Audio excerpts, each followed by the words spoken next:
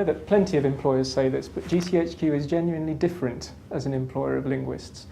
Not only because our linguists work on a daily basis with over 40 languages and dialects and have a capability in over 80, from Arabic to Urdu, Amharic to Swahili, but also because for us, a linguist is not just a linguist.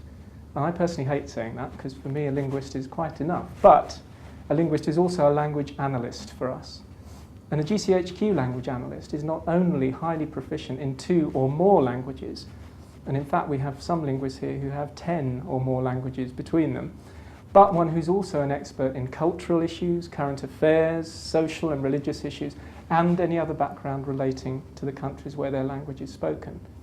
I mean, at the most basic level, a language analyst at GCHQ needs to know, for example, that if an Albanian says, "Are you a strong man?"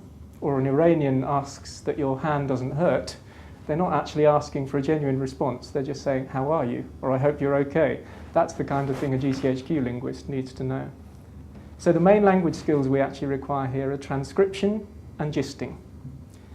And we expect our language analysts to be able to scan what are often lengthy or complex materials or texts and use their extra linguistic knowledge to identify information that would be useful to government ministers, even the Prime Minister, or members of the armed forces, for example.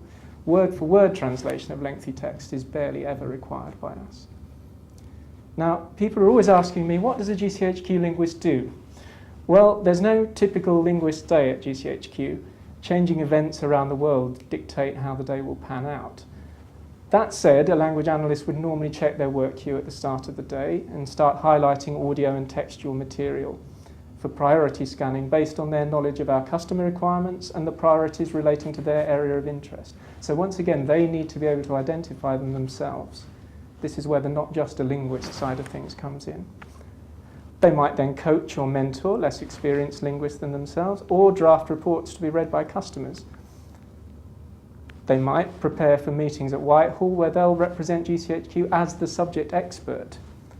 And not many linguists in other professions and jobs get the chance to do that.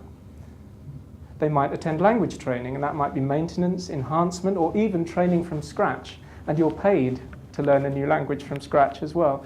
They might do that during the day. Or as a senior linguist, they might meet with language tutors to go through the course content. And circumstances allowing, they may travel abroad for in-country familiarisation or just to see how their language work is making a real difference to UK interests in theatre or overseas generally. And in short, that's what a GCHQ language analyst does. They make a real difference to what matters to the UK using their language skills and their cultural awareness. And they often have the satisfaction of knowing that what they've worked on during the day might actually come up on the news at the end of the day. And one final point to leave you with, to underline just how important foreign languages and linguists are to us. Over 60% of the intelligence we produce for our customers comes from foreign language material, so by far the majority, and this figure is growing.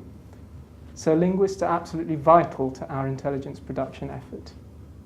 We wouldn't be able to provide the service expected by the government or our armed forces without them.